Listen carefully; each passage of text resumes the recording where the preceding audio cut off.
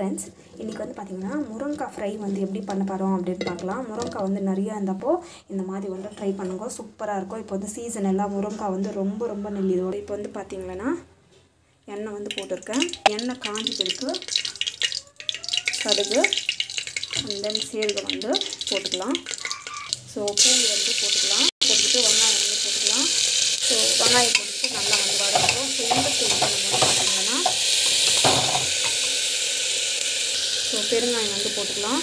So இது வந்து பார்த்திங்கன்னா நம்ம வந்து இது வந்து நல்லா வந்து வதங்கட்டும். நல்லா வதங்கிருக்கு. ஸோ டொமேட்டோ வந்து ஆட் பண்ணிக்கலாம். ஸோ இது வந்து பார்த்திங்கன்னா நல்லா வந்து வதக்கிடுவாங்க.